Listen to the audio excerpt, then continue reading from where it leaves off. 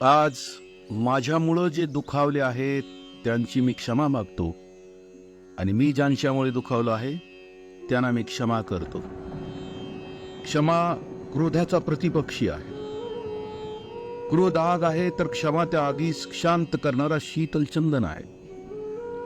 असे म्हटले जाते की लोखंडी कढईत उकळत असलेल्या एक मेन तेलास 2 रत्ती 52 चंदन थंड करून टाकतो. त्याचप्रमाणे क्रोधाच्या आगीस क्षमेचा 52 चंदन उपयोगात आला तर क्रोध शांत होऊ शकतो.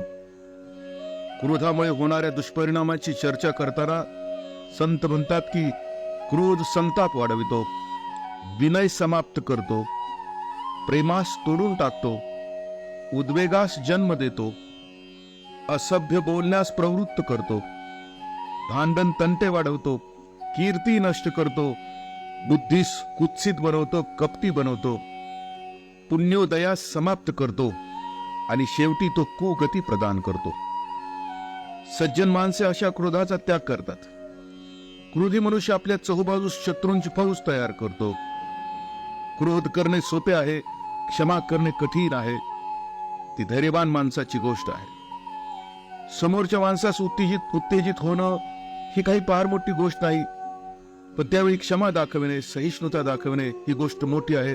म्हणूनच क्षमेस वीरांचे भूषण मानले जाते.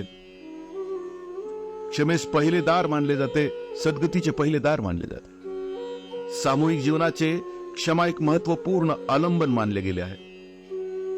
एका राजाने वृद्ध मंत्र्यास विचारले, तुमच्या एका चुलीवर 50 माणसे रोज जेवतात, हे कसे शक्य आहे? यावर ते वृद्ध मंत्री म्हणाले, राजन, आम्ही सहनशीलता शिकलोय. जो मनुष्य सहनशील असतो तो या जन्मातही सुखी होत असतो व पुढील गती सुद्धा त्याची चांगली होऊन जाते. संयम. असंयमाच्या दुष्परिणामापासून कोणताही समाज किंवा राष्ट्र अपरिचित नाही. म्हणून सद्गतीची दुसरी कसोटी आहे संयम. अनेक प्रश्नांचे मूळ असंयमच आहे.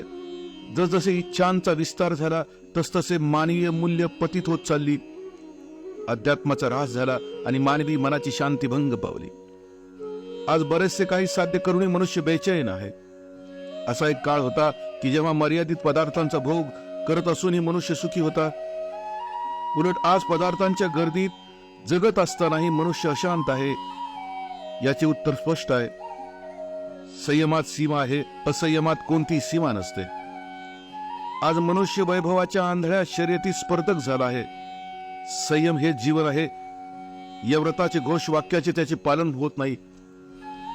जर मनुष्य सुखी होऊ इच्छित असेल तर त्या संयमात शरण जावेच लागेल. संयमाशिवाय माणसाचा कोणी शरण, रक्षक किंवा द्वीप नाही. जो मनानं, कायेनं आणि वाचेनं प्रवृत्तीस संयमित करतो त्यास सद्गती स्वतःहून स्वीकारते.